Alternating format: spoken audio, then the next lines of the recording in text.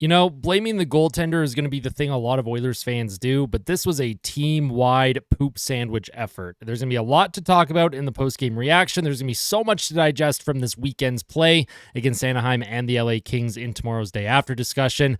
Hello, everyone. My name is Austin. Welcome to the post-game reaction to the Oilers' 5-3 loss to the Anaheim Ducks. Heading into this game, I don't think anyone of us predicted that. I predicted a 5-2 Oilers win. I even mentioned in the comment section of my pregame report that anything other than a regulation win would be unacceptable, and the Oilers decided to come out and play some of the worst hockey I've ever seen at 5-on-5. Their power play, they kept them in the game longer than they should have been. Calvin Pickard. There's going to be a lot of discourse around Calvin Pickard, just like there always is around Stuart Skinner. Every time the team loses, it's always, it's the goalie. It's Stuart Skinner's fault. And then the Oilers lose with Calvin Pickard, and they'll be like, oh, it's the goalie. It's Calvin. Listen, Calvin Pickard kept the team in this game way longer than they had any right to be. And then eventually the dam broke, and Anaheim was able to get on top with that late goal to go up 4-3 in the third.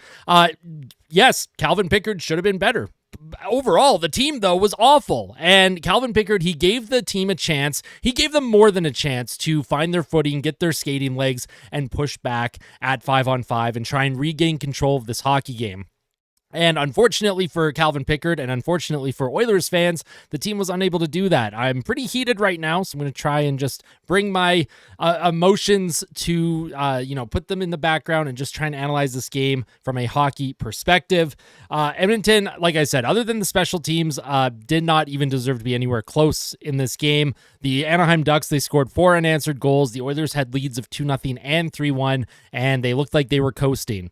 And everybody was coasting. Yes, Draisaitl had 2 goals, but I thought his play in the third period, when they loaded him and McDavid together in the third period, they looked terrible. It was awful. And late in the third period, their line was out for the go-ahead goal for the Anaheim Ducks. Anaheim made it 4-3 on a play that many of us thought Calvin Pickard initially stopped. Ryan Strome stuffed it from the short side, but then on replay before it went to commercial on Sportsnet, you see the overhead camera looking down at the net, and you see the puck did obviously cross the goal line. They did review it. Obviously, that's a goal. And it was really interesting because now there's 2.5 minutes left in the third period, and that top line for Edmonton had just been out there for an extended shift, and they got scored on, and Chris Knoblauch decides, let's leave them out there. Okay, that's not exactly the play I would have made. They then get an offensive zone face-off not long after the 4-3 goal for Anaheim. And I'm sitting there going, okay, this is where Chris Knoblauch is probably going to use his timeout. Nope, decided not to use his timeout. Oilers don't maintain possession. Anaheim comes in, and they're just all over it. Like, the Oilers had numerous chances to regain control of possession and make plays, especially in the neutral zone. Draisaitl, bad couple giveaways. Connor McDavid, bad giveaway at the half wall with the net pulled. They started all the chaos before Anaheim eventually put the puck into the empty net. And as I've always said on my YouTube channel, if you are not committed to your system 100% of the time, if you are not playing at 100% effort always in every single game, anybody can beat anybody in this league. It doesn't matter the talent level on each team. The Anaheim Ducks, they outworked the Oilers, they outplayed the Oilers, and they deserved the win today. And credit to the Anaheim Ducks and Ducks fans, for those of you watching, good game on your part. The Oilers, obviously, they have a much higher level that they have to get to if they want to see any kind of success and sustained success moving forward. The team as a whole has played very well for the last month and a half. Almost 2 months, the Oilers have played very, very good hockey. Basically, since November 9th, there's been very little to complain about. You're going to have these games every now and then on the schedule where you're kind of looking at it and you're going, oh boy, well, Edmonton has to and should win these games, and they're not going to come out with the victory. So instead of getting a little too intense about it, we're just going to, acknowledge the faults, things that happened, the raw reaction here, and then tomorrow I'll have a lot to discuss in the day after discussion. But Chris Knoblauch, I'm going back to him as well. It wasn't just the timeout call at the end of the third period that I thought he was going to do. At the end of the second period, there was maybe about a minute left when the Oilers got their power play. They got their third power play at the end of the second period. And that top line, again, for Edmonton, they had been out for a long time, especially Leon Draisaitl. Draisaitl had a very extended shift before they finally blew the whistle down and gave Anaheim that penalty. The Oilers had the 6-on-5 going for a bit.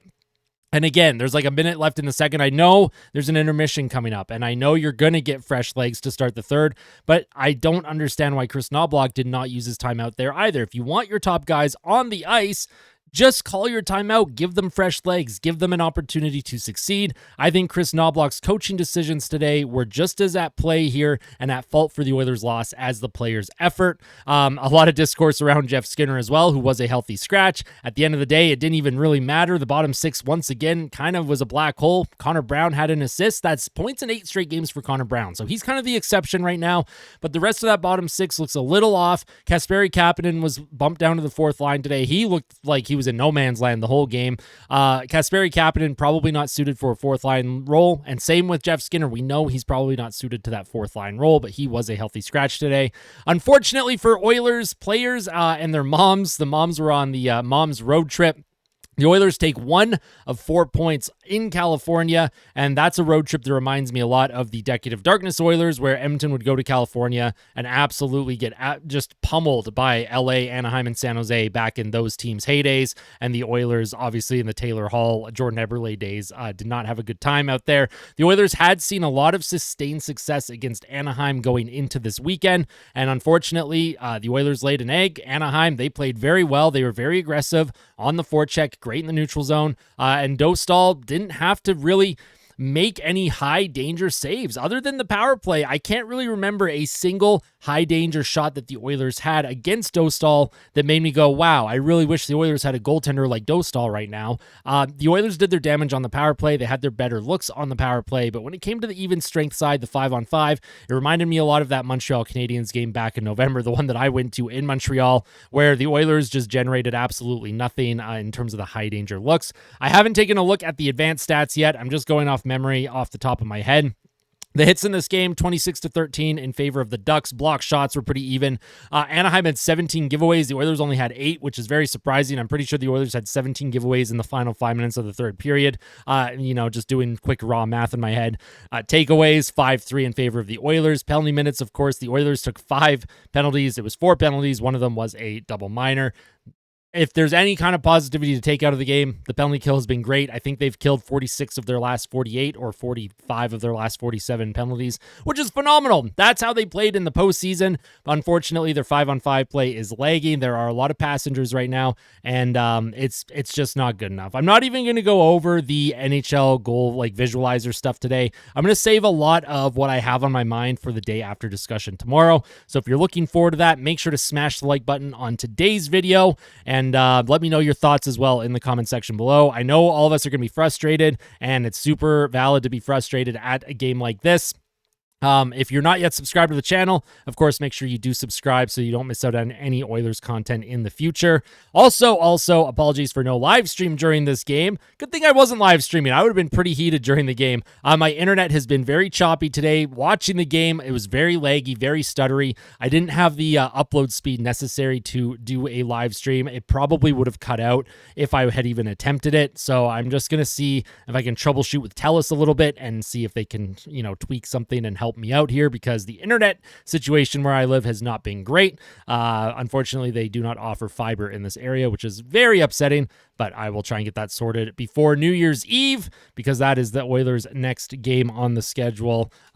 Just taking a double check on who they play. They play Utah. They play the Utah Hockey Club New Year's Eve at 7 p.m. Mountain. I will be doing a live stream for that. We will be ringing in the new year together. We're going to have some champagne, maybe some beer. I don't know. Wobbly pops, pop, Coca-Cola, water, whatever it is you fancy. Make sure you bring it to the live stream on New Year's Eve. However, there will be content tomorrow, day after discussion. Keep an eye out for that, Oil Country. I appreciate your support so much. You all mean the world to me. Make sure you tell someone that you love them. And as always, fight like a kid, fight like Ben. Let's go, Oilers. I'll see you all tomorrow.